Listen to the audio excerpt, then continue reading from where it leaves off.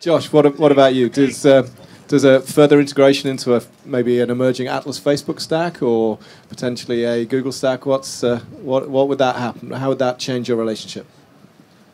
So it wouldn't change our relationship all that much. Our whole approach to technology in this space has been to be an incredibly open and fairly technology agnostic sort of systems integrator. And what that's meant is that we've been able to work with a huge number of different technology partners and figure out what works best and build rather bespoke solutions for different clients. And so in general, we have both an ability to move quickly to work with new partners, and we have an ability to cut people off if they moved into an environment where their goals were somehow conflicted with ours.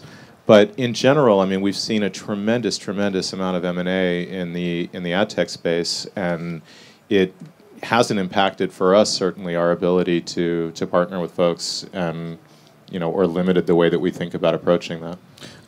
Bonin and Ron, I'm sure that on the media and tech side you have very deep global engagements with Google and Facebook and people like that. Presumably the alignment of some of these innovative video companies would help you in terms of reducing some of that data friction. They'd probably get to an integrated screen product more effectively. Is that something you think about, or is that really something you allow the agencies to spend time thinking about? I really don't worry about that, to be quite honest with you. It is about what the right technology for us, it's the right partners for us. I mean, it is kind of a frenemy industry. And there's, even TubeMogul works with its competition on a regular basis. It just seems to be, as this industry evolves and new players come in and the old players continue, it's a continuing process. I don't.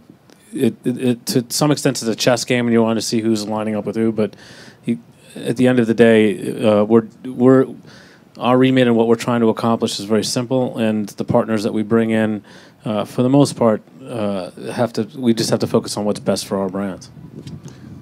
So I agree in part, which is we look to have our partners, MediaVest, Karat, PhD, Madison in India, kind of help to chart that future. I'm a big tech geek, so I'd like to spend a lot of time with the technology.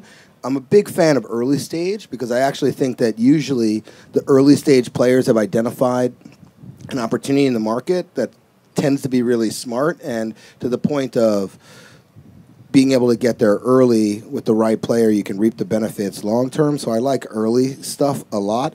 I'm very hot on that. And I also believe that it's not a scale game anymore, because when I look across the marketplace, I just give this example. Facebook hits 1 billion people. We sell 6 billion products a month. We're as scaled as they get. I could put an Oreo on the moon if we wanted to, which we will one day, don't worry.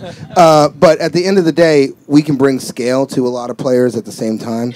The thing that concerns me the most as we go into programmatic, though, is the neutrality of exchanges. And so what I worry about is as media owners also become exchange owners, and then there's a limiting of the inventory that's available to other exchanges. I worry that that's not a free marketplace, and I don't necessarily believe that when you really look at the longer game, when potentially more inventory is unlocked from players like Turner, how that becomes a fair exchange to actually trade on. And I don't think those relationships last in the long run when more inventory comes on. And so right now, that's kind of the biggest worry I have when I look at acquiring. So that's, as an advertiser, you move your money to where you have the broader scaled open exchange, and you have to reward the ones that are more open and have the scale.